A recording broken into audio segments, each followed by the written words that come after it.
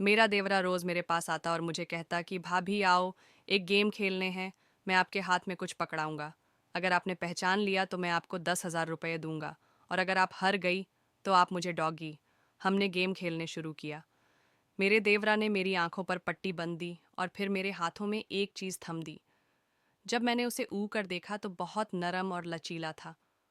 उसे पर काफी बाल भी थे। मैं घबराकर जैसे ही अपनी आंखों से पट्टी हटाई तो देखकर मैं हैरान हो गई, क्योंकि वह तो मेरा नाम प्रेरणा है। कुछ समय पहले की बात है। मेरे साथ एक बहुत अजीब घटना हुई, जिसका असर मेरी पूरी जिंदगी पर पड़ा। रात का वक्त था, जब मैंने मेरे कमरे से किसी अनजान आदमी को निकलते हुए देखा।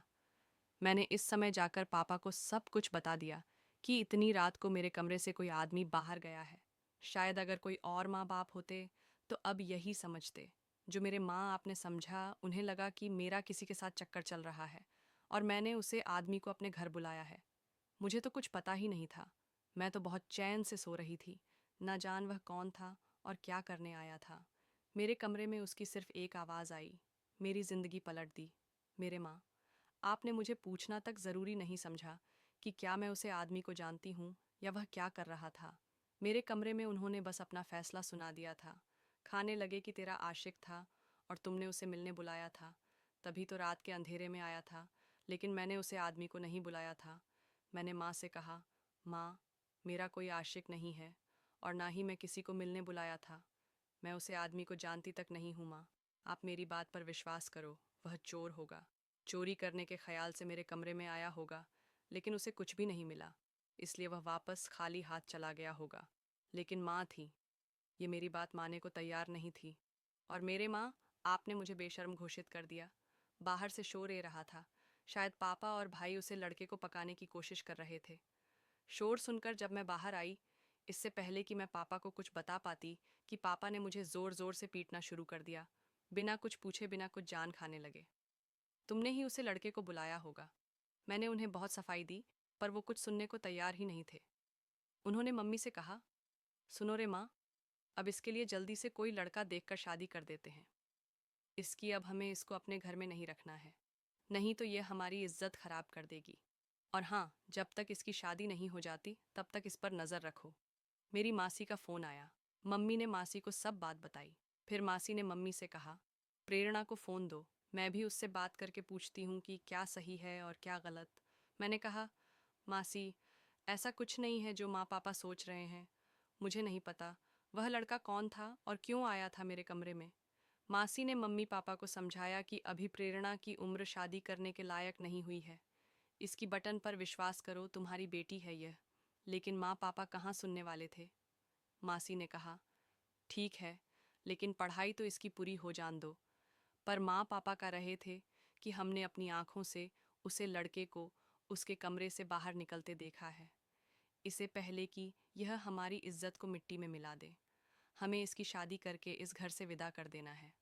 वह दोनों तो जैसे मान ही चुके थे कि उनकी बेटी का उसे लड़के के साथ दोस्ती है और मिलने बुलाई थी। लेकिन एक गलत फहमी की वजह से मेरी जिंदगी बर्बाद हो गई। मुझे सबसे ज़्यादा दुख इस बात का था कि मेरे माँ आपको मेरे पर विश्वास नहीं था। उन्होंने एक बार भी नहीं सोचा कि मुझे आराम से बात करके सच जन की कोशिश करते। उन्होंने जो देखा, इसको सच मान लिया। पता नहीं आज मैं पापा की इस तरीके की बातें कर रहे थे मेरे बड़े में। मुझे खुद पर बहुत शर्मिंदगी महसूस हो रही थी। वह दोनों इतने गुस्से मिले थे कि उन्होंने सोचा कि अगर मेरा किसी के साथ चक्कर होता तो क्या मैं उसे अपने घर बुलाती, जबकि मैं जानती थी कि मेरे माँ पापा कितने शक इंसान हैं। पर गुस्से के आगे कभी किसी का वॉश नहीं चला है, और गुस्से में किया हुआ फैसला हमेशा गलत ही होता है। लेकिन अभी वह दोनों किसी की बात को सुनने और समझना की हालात में नहीं थे। जो भी पहले रिश्ता आया, उन्होंने इसको हाँ का दिया। मेरी शादी 10 दिन के अंदर कर दी गई। मेरे ससुराल में मेरी देवरा पति और नंद रहते थे। जल्दबाजी में मेरी शादी से हो गई, और शादी करके मैं अपने ससुराल चली गई। मैंने सोच लिया था कि मैं आज की बात अपने माँ आपके घर कभी नहीं जाऊंगी। जब ससुराल पहुंची तो मेरे पति का मेरे साथ व्यवहार अच्छा था। ससुराल पहुंचने के बाद ही मैं अपने कमरे में बैठकर अपने पति का इंतजार कर रही थी, और वहां कुछ अजीब हुआ। अचानक दरवाज़ा खोलकर मेरा देवरा अंदर चला आया और मुझे पूछने लगा कि भाभी, आपको कुछ चाहिए। मैंने कहा। नहीं, कुछ नहीं चाहिए। मैंने पूछा, आप यहाँ क्या कर रहे हो? मेरा मतलब इस कमरे में क्यों आए हो? आपके भैया कहाँ हैं? खाने लगा। आपकी शादी भैया से हुई है, लेकिन भैया ने मुझे आपके पास भेजो है, इसलिए मैं ही रहूँगा इस कमरे में आपके साथ। मैं इस समय बेड से उठ खड़ी हुई। मैंने कहा, ये क्या बकवास कर रहे हो? तुम तो खाने लगा। अरे भाभी, मैं तो बस आपसे एक छोटा सा मजाक कर रहा था। आप तो बड़ा मान गई। मैं उसकी बातें सुनकर सोच रही थी कि किस तरीके की बेवकूफ़ वाली बातें कर रहा है मुझे। मैं हाँ, आपको ये बताने आया हूँ कि भैया को कमरे में आने में थोड़ा सा समय लगेगा। मैंने उससे कहा, तुम यहाँ से मुझे नींद ए रही है। नींद तो मुझे क्या ही ए रही थी। अनजान घर, अनजान लोग और ऊपर से मेरे देवरा की इस तरह की बातें बहुत डर गई थी। मैं वह खाने लगा। भाभी, कुछ डर और रहने भी दोनों अपने साथ मुझे आपसे बात करनी है।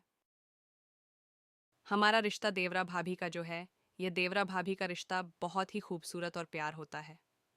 मैंने उससे कहा, ठीक है, मैं तुमसे कल बात करूंगी। अभी बहुत रात हो गई है और मैं भी बहुत थकी हुई हूँ। तुम भी जाकर सो जो। फिर वह कमरे से बाहर चला गया। मुझे गा रहा था कि परिवार कुछ अजीब और अलग है, पर मेरे माँ आपको बस अपने सर से बाल हटाना था। करीब 3 से 4 घंटे बाद मेरे पति कमरे में आए। अंदर आते ही उन्होंने कमरे का दरवाज़ा बैंड कर दिया और मेरे पास आकर खाने लगे। प्रेरणा, तुम बहुत खूबसूरत हो। मेरे पति मुझे बहुत अच्छे लगे थे। उनकी कोई भी बात ऐसी नहीं थी जिससे मैं आशाएं हो जाती। वह मेरा बहुत ख्याल रख रहे थे और आज हमारे लिए एक बहुत ही खूबसूरत रात थी। मेरी शादी की शुरुआत इस तरह से हुई जैसे हर लड़की की होती है।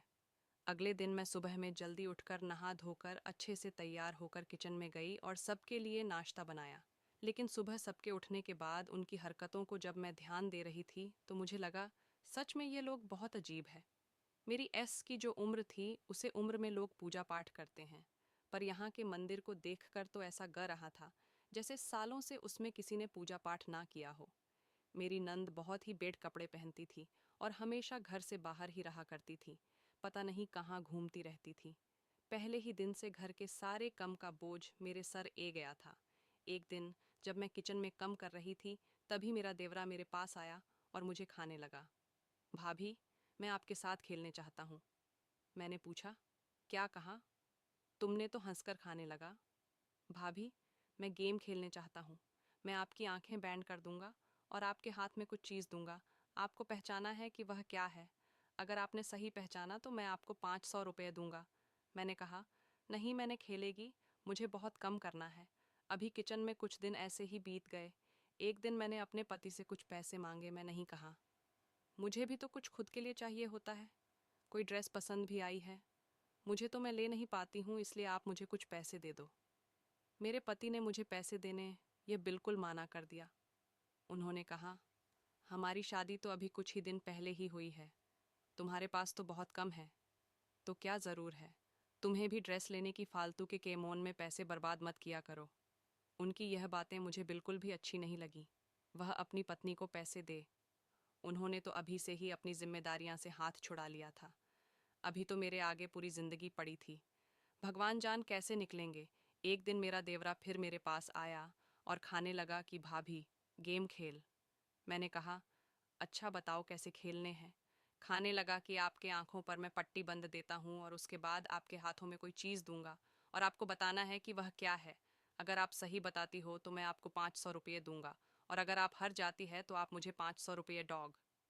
मैंने कहा, ठीक है, पर मेरे पास तो पैसे थे ही नहीं। लेकिन मैंने उसको इस उम्मीद से हाँ कहा कि कहानी मैं ही जीत जाऊं। उसने मेरी आंखों पर पट्टी बंद दी और मेरे हाथ में एक चीज़ पड़ा दी। मैं उसे ऊ के देख रही थी तो बहुत गिलगितला सा था। इसमें काफ़ी बाल भी थे, पर मुझे बिल्कुल समझ में नहीं आया कि वह क्या था। मैं बहुत डर तक उसे पहचान की कोशिश की, लेकिन मैं हार गई। जब आंखें खोली तो वहाँ कुछ नहीं था। मैंने उससे पूछा, बताओ क्या था, तो खाने लगा। मैं आपको नहीं बताऊंगा, लेकिन आप तो शर्ट हर गई, इसलिए आप मुझे पैसे दे दो। मैंने कहा, अभी मेरे पास पैसे नहीं हैं।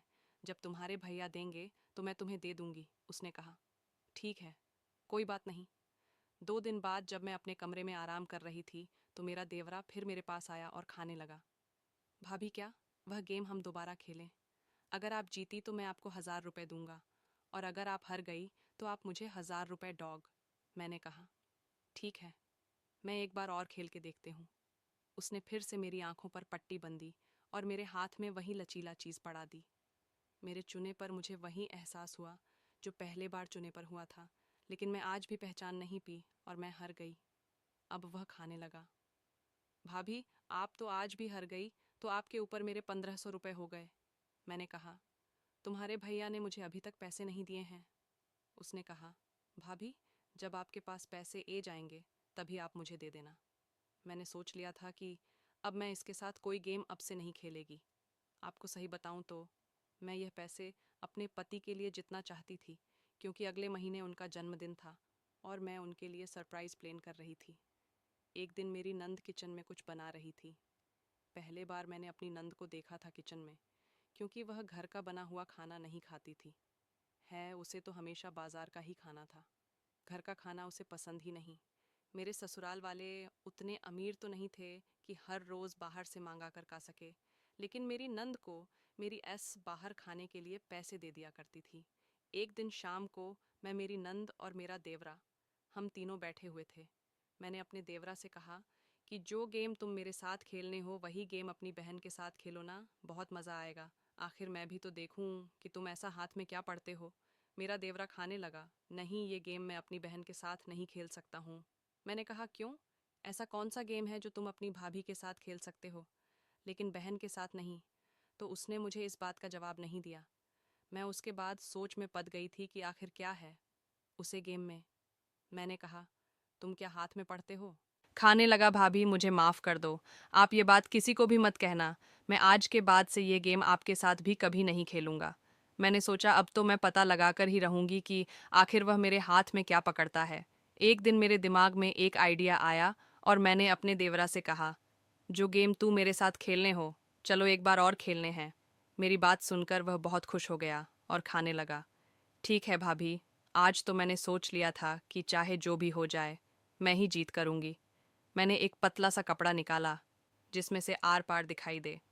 फिर मैंने अपने देवरा से कहा कि अगर मैं जीत गई तो आप मुझे 10,000 रुपये डॉग, और मैं हार गई तो मैं आपको 10,000 रुपये दूंगी। आज तो मुझे पता था कि मैं ही जीतूंगी, क्योंकि आज मैं सिटी जो करने वाली थी। मेरी बात सुनकर मेरा देवरा बहुत ही खुश होकर खाने लगा। लगता है कि भैया ने आपको पैसे दे दिए। मैंने कहा, हाँ, तुम्हारे भैया ने मुझे पैसे दे दिए। फिर मैंने अपने देवरा के हाथ में वही कपड़ा दे दिया जो मैंने निकाला था, जिससे आर पर दिखता था, और उससे कहा, इस कपड़े को मेरी आंखों में बंद दो। अब जैसे ही देवरा ने लचीली चीज को बाहर निकाला, मेरी तो जान ही निकाल गई। मैंने उसे धक्का दिया और खुद से दूर कर दिया। मैंने कहा कि तुम्हें शर्म नहीं आई? यह क्या है? तू मेरे हाथ में तेरे थे। खाने लगा। भाभी, मैं इसे पढ़कर लाया हूँ। मैंने इसे समझाया कि अगर इसमें मुझे कैट लिया होता तो पता है तुम्हें कितनी इंजेक्शन लगाने पर थे। मुझे खाने लगा कि मेरा बहुत प्यार दोस्त है और इसका नाम मैंने टॉय रखा हुआ है। सीखी आवाज़ सुनकर मेरे पति वहाँ डर। मेरे पति ने देवरा के हाथ से उसे गिनी पिग को देखकर उसे बहुत दांत और फिर कहा कि जहाँ से लेकर आए हो इसे वहाँ जाकर छोड़ा। मेरे पति मुझे खाने लगे कि यह पागल है, इसकी दिमागी हालात ठीक नहीं है, यह जन्म से ही पागल है। हमने बहुत सारे डॉक्टर को दिखाया था, पर यह ठीक नहीं हुआ, इसलिए तुम मुझे दूर रहा करो। उसे दिन के बाद से मैंने अपने देवरा से दूरी बना ली थी।